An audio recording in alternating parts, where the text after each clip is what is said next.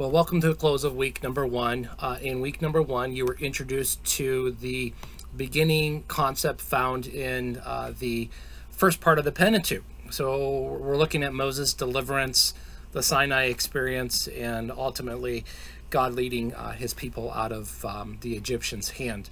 And so the book of the first 5 books of the Old Testament, in many ways, is the backdrop of what is included in the New Testament as you get into the Gospels and in the epistles, where the writer alludes back to what happened in the Exodus experience. And so Jesus in the Gospels goes into the wilderness. So it is the nation of Israel are also in the wilderness for 40 days for Jesus, 40 years for the children of God.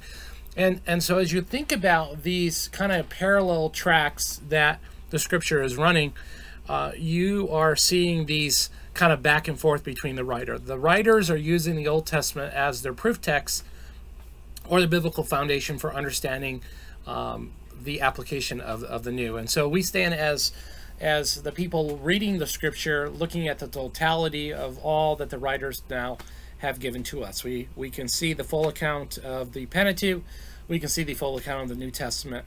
But that was not so for the first century audience as they were looking at their Old Testament counterparts. And so Paul and gospel writers were using the Old Testament as their source text for communicating the ideals of Jesus' teaching in the church.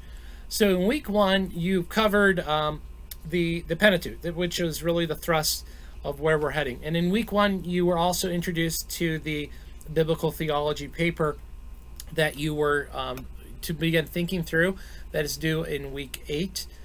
You will be writing about 5 to 6 double space, and you're going to choose a theological issue. And that's the thing where you're going to have to narrow down. And it really is open-ended. You can think about any given subject as long as it's derived from a certain aspect of a given book.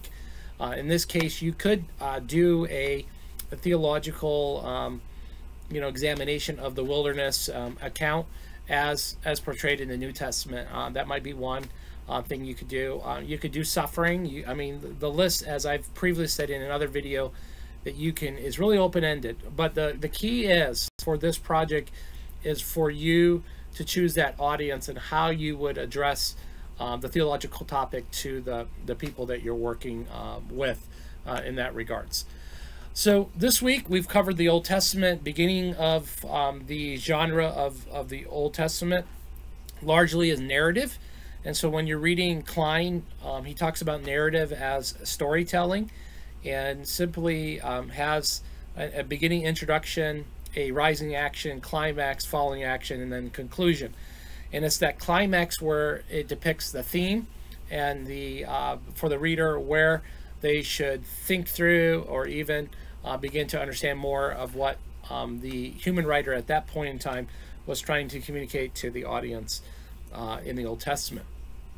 So the beauty of story is that it captures the human experience or the human ideals. So we see disobedience, we see struggle, we see obedience, we see redemption, we see God at work in all of the different accounts. So even when a story is sinful, God is at work. God is working out the story to its finality, bringing about we would call a redemptive work, a redemptive outlook in the end. One theologian writes this in view of the scripture. It's something that I have appreciated over the years. Christ in all of scripture and grace in all of life. So Christ in all of scripture, grace in all of life. And if you can look at the different parts of the weeks to come and see how Christ is fitting into the parts of scripture, and all the way as we go into the New Testament, it just enlarges the view a little bit for you. And then when you see grace appearing, grace opening up in the different genre accounts, the different sections of scripture, you walk away with this awe and the sense of worship before God. God, you are good. and you work out these details, even when it looks bleak, even when it looks, wow, the evildoer, the one who is sinning against you, it looks like they're getting an upper hand. Where's justice in all of it? Grace is there in the midst of it. God's teaching us His grace, His mercy, His kindness, His faithfulness throughout the generations, and we can walk in it as we come to the conclusion of week 1 in looking at the development of the law and God's instruction to the nation of Israel, looking at the Pentateuch. We can derive a biblical theology of the Pentateuch, that God wrote a law and He wanted His people to obey and follow in it, and then how that fits within our context today of obedience, obeying God, and living out a life of holiness or godliness before Him. So I hope that solidifies or helps bring down the theme a little bit more for you, and look forward to connecting again in week number 2 as we move ahead in this course.